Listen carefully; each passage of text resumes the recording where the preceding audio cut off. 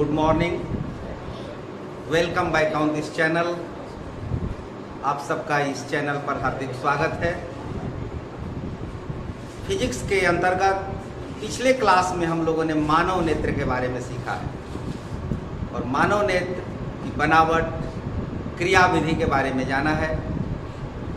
अब आज देखेंगे हम दृष्टि विस्तार, ये क्या होता है, दृष्टि दोष के कारण और उसके निवारण के बारे में हम जानेंगे। तो पिछले क्लास में हमने निकट बिंदु और दूर बिंदु के बारे में बताया है। निकट बिंदु जहां तक सामान्य आंख स्पष्ट रूप से देख सकती है वो डिस्टेंस होता है 25 सेंटीमीटर और दूर बिंदु फार पॉइंट ये अनंत, ये दूरी अनंत की होती है। अब इन्हीं दोनों को मिला दिया जाए तो दृष्टि विस्तार हो जाता है, अर्थात दृष्टि विस्तार, रेंज ऑफ विजन, इसको दृष्टि परास भी कहते हैं। परिसर, सांख्यिकी का शब्द है परिसर, परास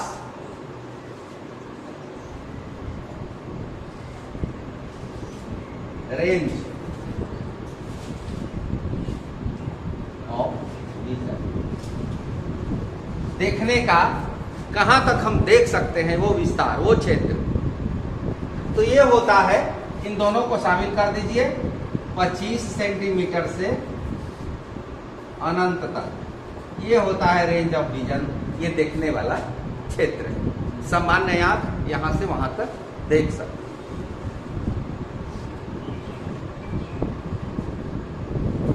तो ये दृष्टि परास का जो क्षेत्र है 25 सेंटीमीटर से अनंत तक। सामान्य आंख 25 सेंटीमीटर से अनंत तक के बीच की दूरी को आसानी से देख सकती है और इसे ही दृष्टि विस्तार या दृष्टि परास या दृष्टि परिसर कहते हैं, अर्थात निकट बिंदु से दूर बिंदु तक के बीच की दूरी को दृष्टि विस्तार कहते हैं। अब प्रश्न ये उठता है कि ईश्वर ने, प्रकृति ने हमारे दो नेत्र ही क्यों बनाए? एक नेत्र से काम चल जाता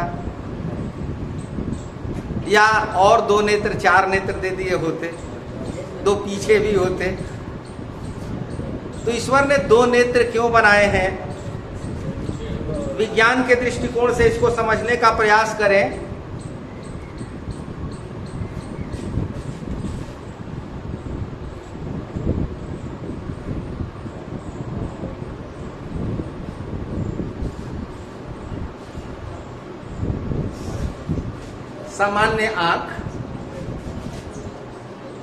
सामान्य आंख समझिए इसको,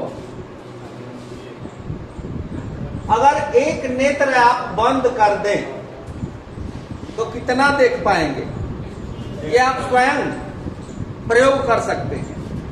एक नेत्र बंद कर देने के पश्चात आप 150 डिग्री तक देख पाएंगे।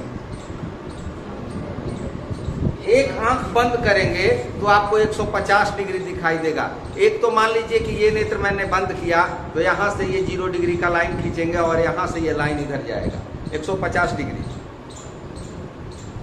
फिर दूसरा नेत्र यदि बंद करेंगे तो वो भी 150 डिग्री तक जाएगा, यहां से ये 150 डिग्री।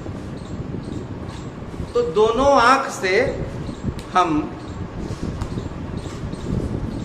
दो प्रतिबिंब देखते हैं, लेकिन ऐसी व्यवस्था है कि दोनों आंख को मिला करके एक ही प्रतिबिंब हो जाता है। एक नेत्र की अपेक्षा दो नेत्र होने के लाभ होते हैं। इससे हमारा दृष्टि क्षेत्र बढ़ जाता है, दृष्टि विस्तार हो जाता है। जैसा कि अभी बताया कि मानव नेत्र का यदि एक नेत्र हो तो उसका क्षैतिज दृष्टि क्षेत्र लगभग 150 डिग्री होता है, और जब दोनों नेत्र एक साथ खोल देंगे तो कितना हो जाएगा? क्या 150 और 150 मिलके 300 होंगे? नहीं, यहाँ से इधर का लाइन और यहाँ से इधर का लाइन, यानी एक सरल रेखा होगी 180 डिग्री तक हम देख सकते हैं। अब वैसे में दृष्टि क्षेत्र तो थोड़ा कम हो जाएगा दोनों नेत्रों को खोल देने के बाद, लेकिन त्रिविमीय चाक्षुषी का लाभ होता है। त्रिविमीय चाक्षुषी का मतलब हुआ कि 3 डायमेंशनल, जिसमें लंबाई, चौड़ाई और ऊंचाई हो। आप एक आंख बंद करके देखेंगे तो आपको ये संसार द्विबीम दिखाई देगा, 2 डायमेंशन में दिखाई देगा, चपटा दिखाई देगा, चपटा दिखाई देगा। भले ही आप एक आंख बंद करके देख रहे हैं, आपको लगता है कि हाइट है, पहले से जानते हैं, आपका मस्तिष्क इसके बारे में पहले से जानता है, इसलिए ये भ्रम नहीं होने देता है। लेकिन वास्तव में 2 डायमेंशन ही दिखाई देगा एक आंख से। कुछ जानवर ऐसे होते हैं जिनके सिर पर नेत्र होते हैं और वो 360 डिग्री देखता है अपनी आंखों को घुमा करके, जैसे गिरगिट है, छिपकली है। वो आगे भी एक आंख से आगे देख सकता है, एक आंख से पीछे देख सकता है। ऐसी व्यवस्था हमारे लिए नहीं है कि एक आंख से हम बाएं देखें और एक आंख से दाएं देखें। जब दोनों आंख से देखेंगे तो दोनों एक ही तरफ देखेंगे, दोनों आंखें। लेकिन कुछ जानवर ऐसे हैं जो कि एक आंख से आगे देखेंगे तो दूसरी आंख से पीछे देखेंगे। और ईश्वर ने कुछ सोच समझ करके ही ऐसा निर्माण किया है मानव के साथ, नहीं तो 2 आंखें सिर के पीछे भी बना दिए होते और तब पूरे 360 डिग्री हम लोग भी देख पाते। तो ये त्रिविमीय चाक्षुषी का लाभ मिल जाता है। दोनों नेत्र खोलने के पर संसार की वस्तु में गहराई की जो तीसरी बीमा है या ऊंचाई की, ये दिखाई देने लगती है। और हमारा मस्तिष्क, चूंकि हम 2 नेत्रों से देखते हैं और 2 प्रतिबिंब बनता है। कभी कभी आप अनुभव कीजिएगा कि 2 प्रतिबिंब आपकी आंखों के सामने दिखाई देते हैं। किसी चीज को एक टक आप देखते रहिए, कुछ सोचते रहिए, उस समय लगता है कि 2 वस्तुएं दिखाई देने लगती हैं। ऐसा आभास होता है। लेकिन जो ही आप अपना ध्यान केंद्रित करेंगे, सेंट्रलाइज करेंगे अपने माइंड को, तो दोनों प्रतिबिंब मिल करके एक हो जाते हैं और मस्तिष्क उसे एक ही दिखाता है। बहुत सारे पक्षियों के सिर पर, जानवरों के सिर पर 2 नेत्र विपरीत दिशाओं में होते हैं, फलस्वरूप उनका दृष्टि क्षेत्र अधिकतम हो जाता है, वो 360 डिग्री देख सकते हैं। तो ये है दृष्टि परास के बारे में। अब हम जानेंगे दृष्टि दोष के बारे में। दृष्टि दोष क्या है?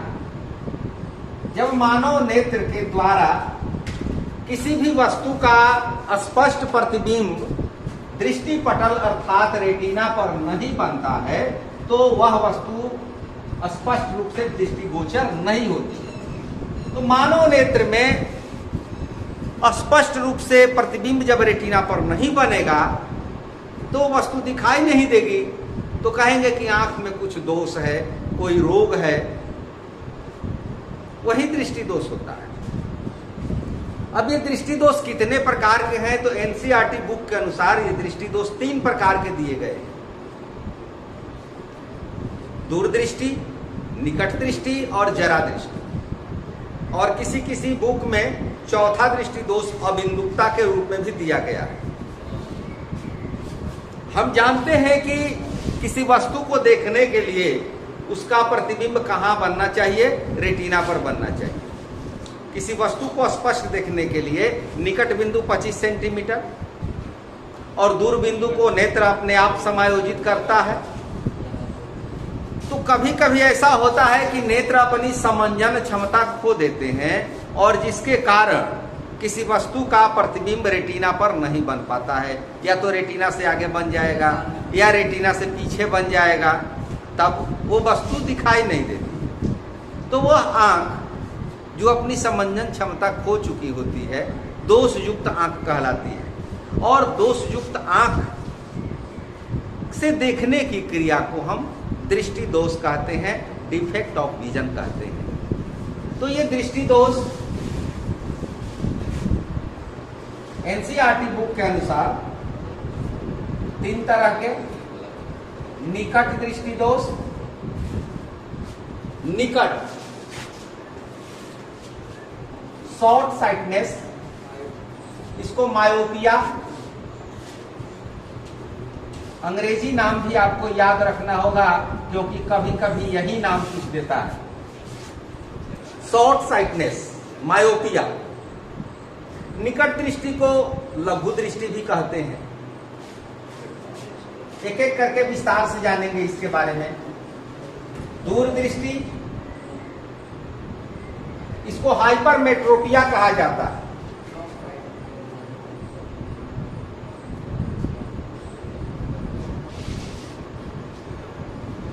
हाइपरमेट्रोपिया। लॉन्ग साइटनेस,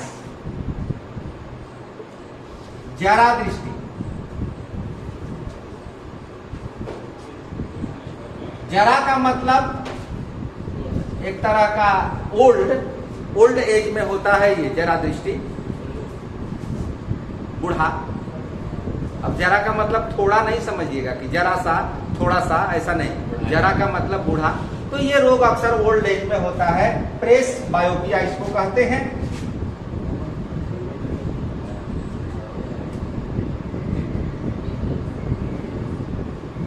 और चौथा दृष्टि दोष है अबिंदुकता।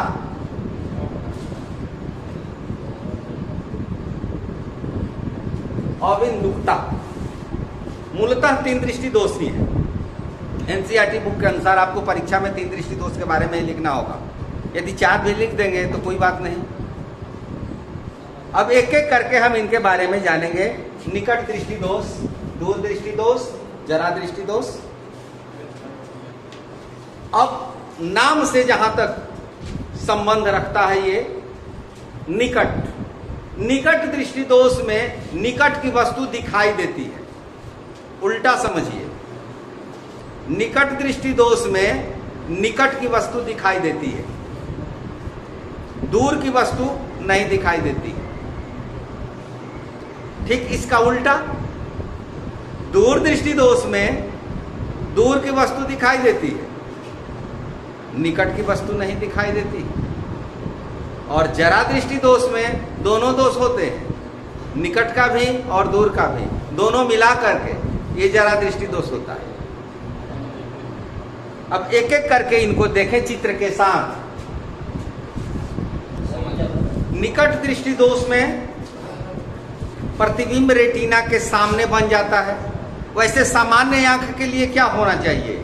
किसी वस्तु का प्रतिबिंब रेटिना पर बनना चाहिए। तो निकट दृष्टि दोष क्यों होता है? उसका कारण है कि नेत्र गोलक का लंबा हो जाना, अर्थात नेत्र लेंस और रेटिना के बीच की दूरी का बढ़ जाना। नेत्र लेंस और रेटिना के बीच की दूरी के, ये नेत्र लेंस है और ये रेटिना है, और इनके बीच का डिस्टेंस का बढ़ जाना। ये क्यों हो जाता है? क्योंकि नेत्र लेंस मोटा हो जाता है। आंख में जो लेंस है, उत्तल लेंस, ये जब मोटा हो जाएगा तो उसकी फोकस दूरी कम हो जाती है। पतले लेंस की फोकस दूरी अधिक होती है। जब लेंस पतला होगा तो उसकी फोकस दूरी अधिक होगी, और लेंस जब मोटा हो जाएगा तो उसकी फोकस दूरी कम हो जाएगी। तो जब फोकस दूरी कम हो गई तो वैसी परिस्थिति में प्रतिबिंब, चूंकि अनंत से ना आने वाली वस्तु का प्रतिबिंब फोकस पर ही बनता है, वो रेटिना पर नहीं बन के फोकस पहले आ गया, तो आई से इमेज, यहीं पर इमेज बन जाता है, तो दिखाई नहीं देता है, धुंधला दिखाई देगा। तो उसके लिए क्या करते हैं? अवतल लेंस के चश्मे का व्यवहार करते हैं। अब आंख का जो ये लेंस है, उस लेंस से पहले अवतल लेंस लगा दिया जाता है। अवतल लेंस से युक्त चश्मा का उपयोग किया जाता है। तो अब ये प्रतिबिंब जो आई यहाँ पर बनता था, वो जाकर के सीधे रेटिना पर बनता है, और तब वो वस्तु हमें स्पष्ट रूप से दिखाई देती है। यही कारण होता है, ये कारण हुआ। और ये निवारण, निवारण में अवतल लेंस के उपचार के लिए अवतल लेंस के चश्मे का उपयोग करते हैं।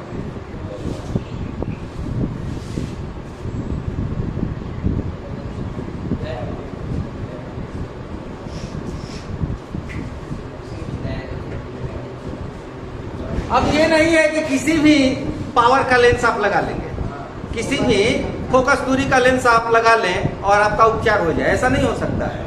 वो डॉक्टर चेक करेगा और कौन सा पावर, कितना फोकस दूरी का चश्मा आप में सेट करेगा, ये आपकी आंख के दोष पर निर्भर करता है कि आंख में कितनी कमी है। इसके बाद दूसरा दृष्टि दोष हम देखेंगे, दूरदृष्टि दोष, हाइपरमेट्रोपिया। तो यदि आप निकट दृष्टि दोष को समझ गए और निकट दृष्टि दोष के बारे में आप याद कर लिए, तो दूरदृष्टि दोष आपके लिए बहुत ही आसान है। ठीक उसका उल्टा है, निकट में जहाँ निकट की वस्तु दिखाई देती है, तो दूरदृष्टि में दूर की वस्तु स्पष्ट रूप से दिखाई देती है और नजदीक की वस्तु का प्रतिबिंब रेटिना पर नहीं बन पाता है। इसका क्या कारण है? इसका कारण ठीक उसका उल्टा है। नेत्र गोलक का छोटा हो जाना, अर्थात नेत्र लेंस और रेटिना के बीच की दूरी का कम हो जाना। ये नेत्र लेंस और ये रेटिना, इसके बीच की दूरी कम हो गई, क्योंकि प्रतिबिंब यहाँ पर बन रहा है, यहाँ पर रेटिना होता तब स्पष्ट दिखाई देता। तो ये दोष युक्त आंख के द्वारा बनने वाला इमेज है। नेत्र लेंस का पतला हो जाना, अर्थात उसकी फोकस दूरी का बढ़ जाना। जब नेत्र लेंस, ये आई लेंस, ये पतला हो जाएगा तो इसकी फोकस दूरी ऑटोमेटिक बढ़ जाएगी, और जब फोकस दूरी बढ़ जाएगी तो प्रतिबिंब फोकस पर बनेगा, अर्थात रेटिना से पीछे बनेगा। तो इसके उपचार के लिए उचित फोकस दूरी के उत्तल लेंस के चश्मे का व्यवहार करते हैं, और ये यहाँ का जो प्रतिबिंब है उसको खींच करके यहाँ पर दिखाता है, तब वो वस्तु हमें स्पष्ट रूप से दिखाई देती है। तो ये मुख्य दोष निकट दृष्टि और दूर दृष्टि दोष है। इसके बाद तीसरा दृष्टि दोष है जरा दृष्टि दोष।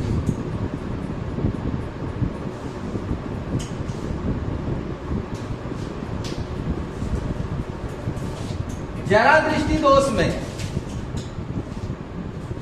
नेत्र की दोनों दृष्टि खराब हो जाती है, निकट दृष्टि और दूर दृष्टि, दोनों दृष्टि दोष हो जाता है उसमें। तो उसके लिए दोनों तरह का लेंस होना चाहिए। नजदीक देखने के लिए इसका व्यवहार करेंगे और दूर देखने के लिए इसके पहले वाला, अर्थात अवतल लेंस और उत्तल लेंस, दोनों तरह के चश्मे का उपयोग किया जाता है। अब ये दोष अक्सर उम्र बढ़ने के साथ साथ ये हो जाता है।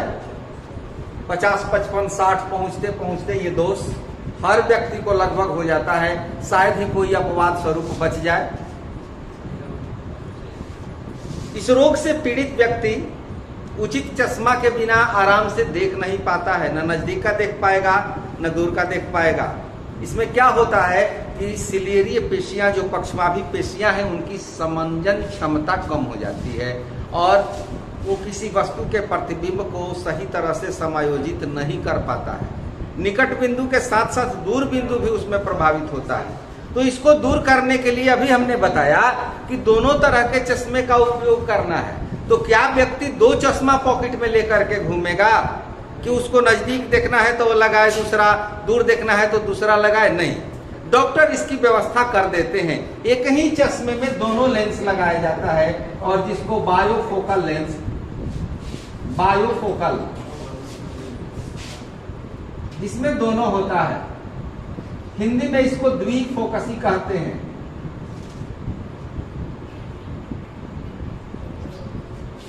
इसमें आपने देखा होगा, किसी किसी व्यक्ति के चश्मे में आपने देखा होगा इस तरह से चश्मा का, यदि मान लिया जाए ग्लास, तो ऐसा देखा होगा।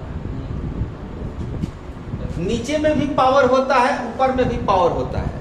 तो नीचे जो होता है वो नजदीक देखने के लिए होता है, और ऊपर का जो होता है वो दूर देखने के लिए। तो नजदीक देखने के लिए उत्तल लेंस और ऊपर में अवतल लेंस। तो दोनों लेंस का चश्मा एक ही में, एक ही ग्लास में फिट रहता है। तो ये बायोफोकल लेंस हुआ। इसका उपयोग जरा दृष्टि दोष को दूर करने में किया जाता है। तो मूलतः आपके लिए 3 ही दृष्टि दोष हैं, निकट, दूर और जरा। तो जरा में तो दोनों आ जाएगा। अब देखिए, निकट, दूर, निकट में अक्षर की संख्या 3 है, दूर में अक्षर की संख्या 2 है, तो एक कम है। उपचार के लिए जो लेंस होगा इसी के समानुपाती होता है। अवतल अक्षरों की संख्या 4 है, उत्तल 3 है। अब देखिए, 3 अक्षर है तो 4 अक्षर वाला लेंस लग रहा है, और 2 अक्षर है तो 3 अक्षर वाला लेंस लग रहा है। ये घट बढ़ रहा है। अगर ये अधिक है तो ये भी अधिक है, ये कम है तो ये भी कम है। याद करने के लिए, वैसे तो आपको याद रखना ही है। अब चौथे के बारे में थोड़ा सा जान ले, अबिंदुकता। ये अबिंदुकता किसी किसी व्यक्ति को होता है, बहुत कम, हजारों में कोई एक व्यक्ति को। यह एक अजीब तरह की बीमारी होती है। इसमें व्यक्ति सीधी रेखाओं को, क्षैतिज रेखाओं को फोकसित नहीं कर पाता है। उसके सामने लगेगा कि केवल अक्षांश और देशांतर जैसी रेखाएं खींची गई। सीधी रेखा है, खड़ी रेखा है कि पड़ी रेखा है, वह उसका नेत्र इसको व्यवस्थित नहीं कर पाता है, समायोजित नहीं कर पाता है। ये दोष कॉर्निया में कमी के कारण होता है। तो इस कमी को दूर करने के लिए, अबिंदुकता को दूर करने के लिए बेलनाकार लेंस,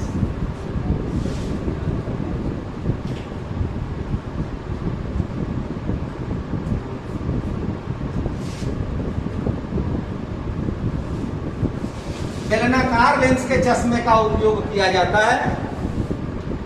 तो ये केवल छोटी सी जानकारी के लिए आपको बताया गया।